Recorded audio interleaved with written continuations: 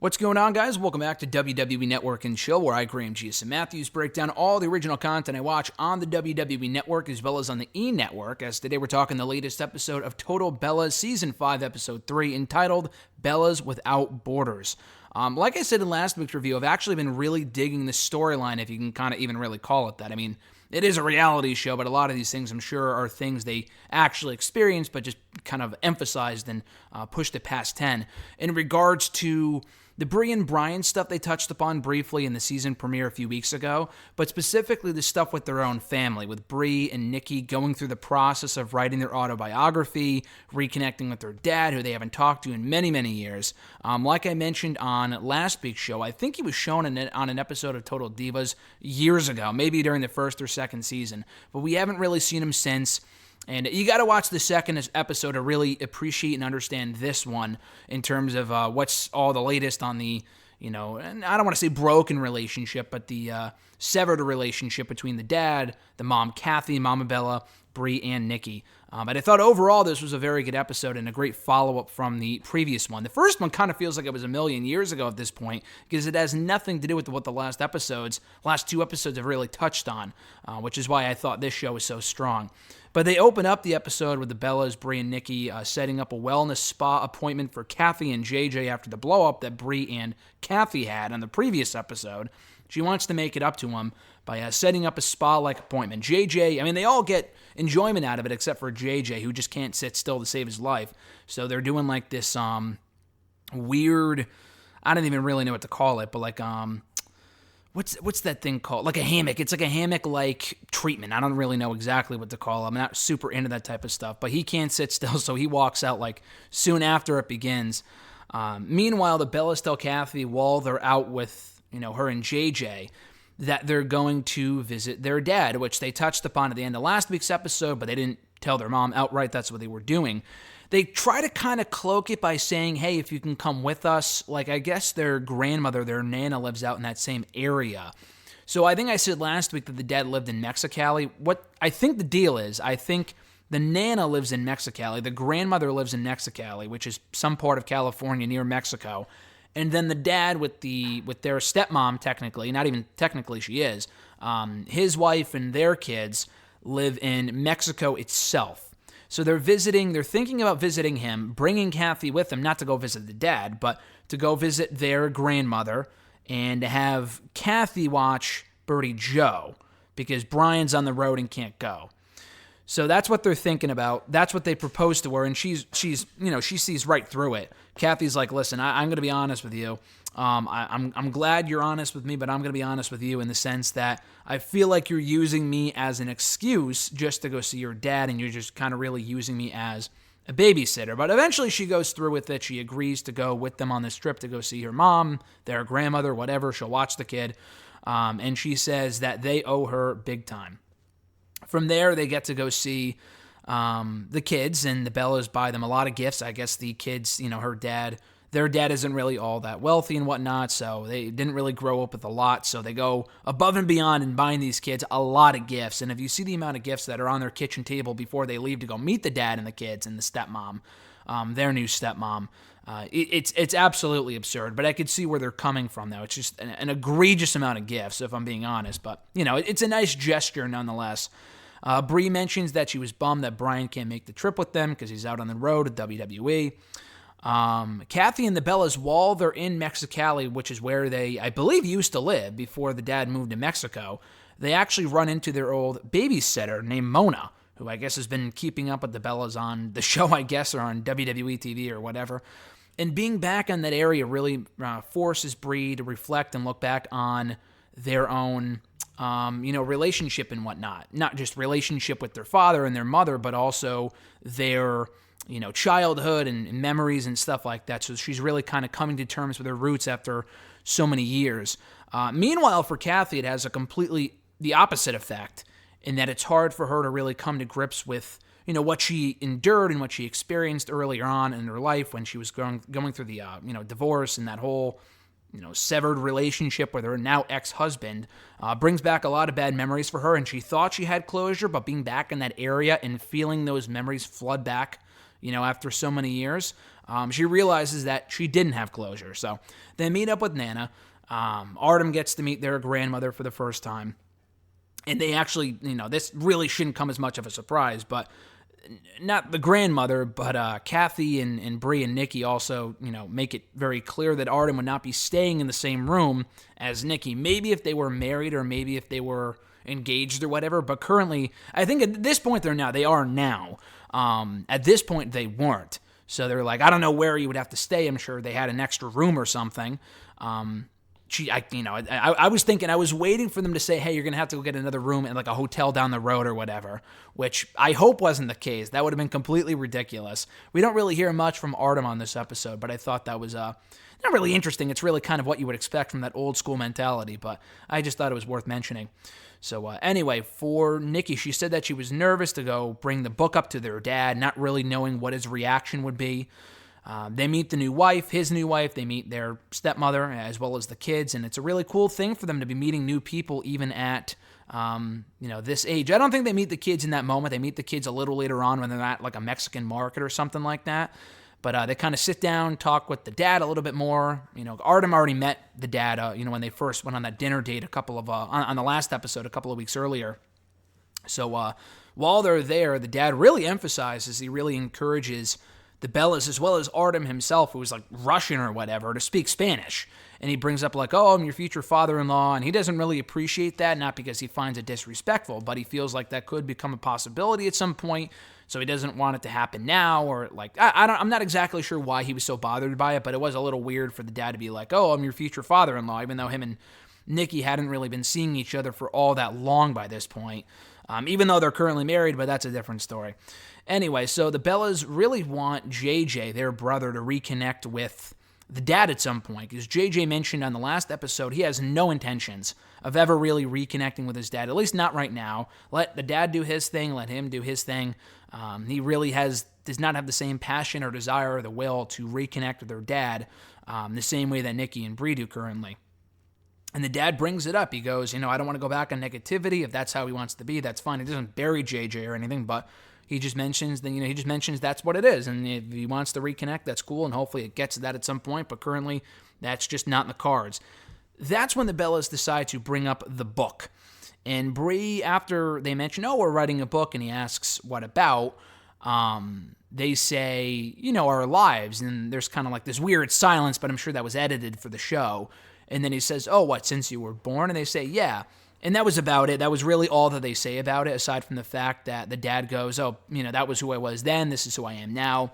Bree admits that she can kind of sense the tension there, and that, that he really wanted to disregard it and not kind of go back down that path. So they just don't bring it up again here in this conversation anyway, because he's very... What he's saying is, this is who I am now. I'm a much more positive person. I moved on from that stuff. I don't want to relive it. I don't want to revisit it, blah, blah, blah.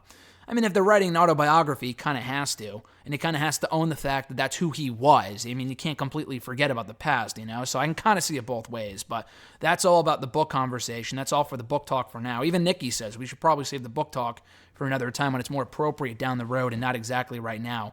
But this is where they meet the kids when they go out to a Mexican market, and like Bree says, it's a very cool experience because at this point in their lives, it's not often that they meet new people that they're related to, technically. Not even technically they are. I think those would be their step-siblings, I believe, because it's still their, dad's kids, whatever, so I guess that would make sense.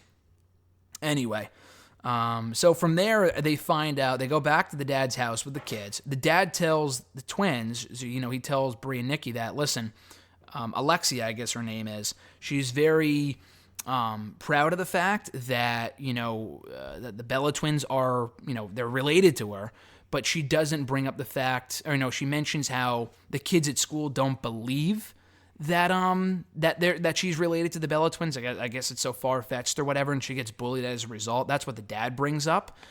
So what the dad wants them to do is to go to her school and kind of show all the kids, hey, she is indeed related to you guys. She is indeed related to the Bella twins.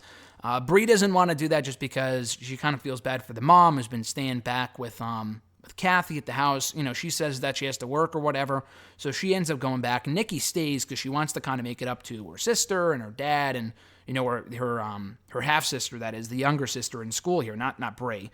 So she stays with Artem. Brie goes back to Kathy, but before they do, they call the mom. They call Kathy to kind of let her in on what's going on, give her an update on what's going on and whatnot.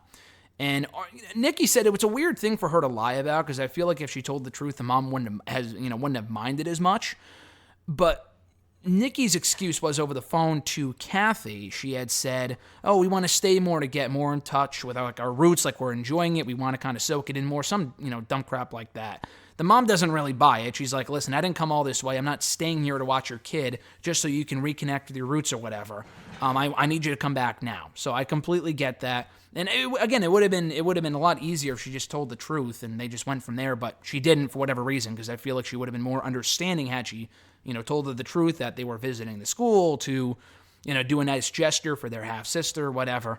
So that's what happens there. Like I said, Kathy even says over the phone, "Listen, I didn't come on this trip to be a babysitter." So thankfully, Brie is kind of making up for it by going back and not, they're not both completely ditching Kathy. At least Brie's going back to take care of her own kid. So again, Nikki says in the car ride over to the school with Artem that she wants to make it up to their sister because, she wasn't there when she was growing up and, she hadn't talked to her dad in so long. So she feels it's only appropriate. She feels it's only right to be doing this. So she surprises not only, her half-siblings and, her brother, her sister, but as well as the entire school the entire school body. Everyone at the school is surprised to see them. They hold this big, not convention, but this assembly of sorts, And I assume it was planned, because otherwise why would they have done that just completely out of nowhere? They make it seem like it was a surprise, and maybe it was, but to me it seemed like it was kind of coordinated ahead of time, because there was a whole assembly set up and whatever, and the dad's there. It's a really cool moment, and she feels blessed that she's able to do that for her sister. Then they all meet up with Kathy, who tells them, "Listen, I want to get all the Mexico talk, all the talk of the trip that you took to go see your dad out of the way now. I don't want to hear it. Not that she doesn't care, but it brings up a lot of negative memories and stuff for her, so she doesn't want to hear it, and she kind of comes off as bitter in, talking about it in the way that she brought it up and she addressed the situation. And Brie and Nikki said they kind of have a similar blow-up as they did, similar to the one that they had in the last episode, not quite as aggressive. But she brings up how, Nikki that is, that, it's still their dad at the end of the day, and that they're going to feel a certain way about him that maybe she won't, because, they were husband, wife, whatever. She's not related to him the same way that they are. And at the end of the day, that, he's still their dad, and they're going to, treat him like he's their dad, whatever, regardless of what their past consisted of. And, Kathy doesn't really care about that. All she wants is that she just wants credit for everything that she did to be there for them earlier on in their lives up until today. And she doesn't really feel she gets that credit. And Brie even said, not Brie, but Nikki ran her mouth, and she was like, Kathy brought up, why are you the reason why you guys are today? Expecting them to say, "Oh, it's because of you," and to give her credit. And Nikki goes so far as to say, "Oh, it's because of our grandfather and our grandmother, Nana and Pop-Up," or whatever they call them. And that was a really dumb thing to say, and Kathy feels really disrespected and hurt by that. And she also brings up how that's what they say in interviews all the time. So there's obviously a lot of unfinished business there, and a lot of pent-up frustration and just a lot of hard feelings. So it's a real shame, but they ended up going full circle and solving that by the end of the episode. So from there, they have a car ride back home. It's a very awkward car ride because there's really not much to talk about because, they can't talk about the trips. So eliminates a lot of options. And there's a lot of people in the car between Brie, Nikki, Birdie, Kathy, and Artem. So it's a full car, but they don't really talk too much on the way home. And Kathy's like, "Listen, let's sit everyone down, have an honest family conversation where everyone can be open and get everything off their chest that they want to." So Kathy also wants everyone to air their grievances, which really kind of takes Nikki aback a bit because she didn't, she wasn't expecting that, nor was JJ or even probably Brie. And Brie gives her credit. It's a very positive, very down-to-earth conversation where everyone's really positive and not talking over each other or burying each other or yelling at each other. It's a very nice, positive conversation where Brie says that she was a supermom growing up, that being Kathy. JJ also gives her a lot of credit where he doesn't have any negative feelings towards his mom because she was always there for him and all this other stuff. She never left the same way that Dad did earlier on in his life, which is why he's so close with his mom, and gives her the credit that she deserves. In addition to that, Nikki also reveals that she couldn't trust men in a lot of her relationships because of the relationship she had growing up with her dad, which I thought was very interesting. And I mean, I guess that makes sense, but at the same time, though, it's very commendable for her to be able to do that on camera and in this conversation with her family. Meanwhile, Kathy actually took notes that she read a letter off, and it sounds corny and cheesy, but it actually ended up working well. It was a very well-written letter, and she got emotional before she read it. She just wishes that she could have gotten the kids out of that bad situation sooner when they were really, really young, and she apologizes for that, but they all come to terms in the fact that, things are going to be the way that they are, and Kathy wants them to have healthy relationships regardless of whether it's, significant other relationships or with her dad, whatever. And they all praise each other and the episode. So I thought it was a very good way to find closure in this current situation. Maybe it'll come back to bite, and maybe Kathy will say, I still don't want you to, not write the book, but, she still has a lot of hard feelings over that. Who knows? I mean, Rome wasn't built in a day, but I thought this was a very positive step towards achieving said peace here between the family members. That being said, though, I got to mention this. It was funny that she did say, we got to have an honest, family conversation, no Artem, no, Nana, whatever, no Daniel Bryan, no nobody, no John Laurinaitis, that is. None of the husbands, none of the wives. It's just us four. Bree, Nikki, JJ, and Kathy. And then there's a camera for this entire conversation. So it's funny. She's like, only us four. And then the conversation catches all of it. I know that's a reality TV, but I just thought it was funny. But a very good episode overall. Check it out right now on the E! Network. Total Bellas, Season 5, Episode 3, Bellas Without Borders. New episode airs next Wednesday, or rather next Thursday on the E! Network, so check it out. Next Thursday night, I believe, at 9 p.m. Eastern Time. So my review of next week's episode should be on a regular pattern now of on Fridays. I'm not 100% sure on that, but as of right now, that's the plan, to put up the reviews, no matter how late they are on the day, on Friday. So check those out. Be sure to like the video, drop a comment, subscribe to the channel, and share this video. All the support is greatly appreciated.